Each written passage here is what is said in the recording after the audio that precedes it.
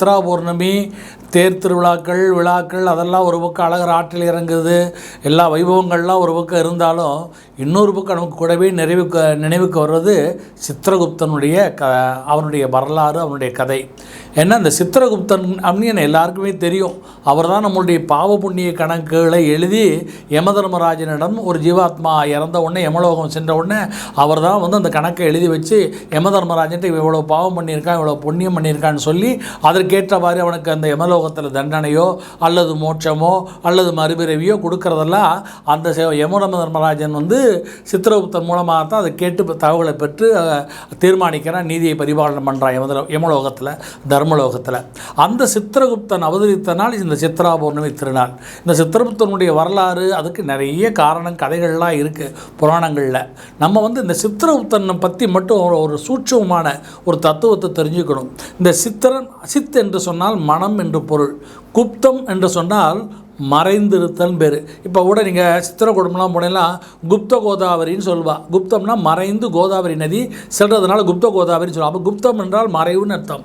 மனம், சித் என்றால் மனம். அப்போ மனதுக்குள் மறைந்து இருப்பவர் யார்? சித்திரகுப்தன். எதுக்கு மனதுக்குள்ள மறைஞ்சிருக்கார்? அப்போ ஒவ்வொருத்தருடைய மனசில் என்ன எண்ணங்கள் தோன்றுகிறதோ அதை பொறுத்து தான் அவர் பாவ புண்ணியங்களை எழுதுகிறார். ஒருத்தருடைய செயலாலோ ஒருத்தருடைய பேச்சாலோ ஒருத்தருடைய வாழ்க்கையினுடைய அவனுடைய கர்மாவாலேயோ அவர் சித்திரகுப்தன் அவனுடைய பாவ புண்ணியங்கள் எழுதுவதில்லை. அவனுடைய மனதில் தோன்றக்கூடிய எண்ணங்களை பொறுத்துதான், மனதை பொறுத்து தான் ஒவ்வொருவருடைய பாவ புண்ணியங்களை அவர் எழுதுவதனால் மனம்தான் எல்லோற்றுக்கும் காரணமாக இருப்பதனால் அதான் ஒருத்தருக்கு மனசில் ஒன்று நினைப்பா, வாயில் ஒன்று பேசுவா, ஆனால் செயல் வேறு ஒன்றா இருக்கும். அதனால தான் சித்திரகுப்தன் மனசில் என்ன இருக்குது அப்படிங்கிறத தெரிஞ்சு தான் பாவ புண்ணியம் இருப்பார். அதனால் இந்த சித்திரகுப்தன் மனதில் உட்கார்ந்து மறைந்திருந்து நம்மளுடைய பாவ புண்ணியங்களை மனதால் தோன்றக்கூடிய எண்ணங்களை பொறுத்து தான் எழுதுகிறார். அதனால தான் நாம் மனதால் நல்ல எண்ணங்களையும் நிறைய படிச்சிருந்தாலும் சரி, நல்ல காரியங்களை நிறைய பண்ணியிருந்தாலும் சரி, நல்ல பேச்சுக்களை 1000 பேசினாலும் சரி, ஆனால் மனதால் நாம் நல்லவர்களாக இருக்கிறோமா, நல்ல மனமுடையவர்களாக இருக்கிறோமா, நல்ல எண்ணத்தை கொண்டவர்களாக இருக்கிறோமா, அதை பொறுத்து தான் சித்திரகுப்தன் நம்முடைய பாவ புண்ணியங்களை யமதர்மராஜனிடம் தெரிவிப்பார்.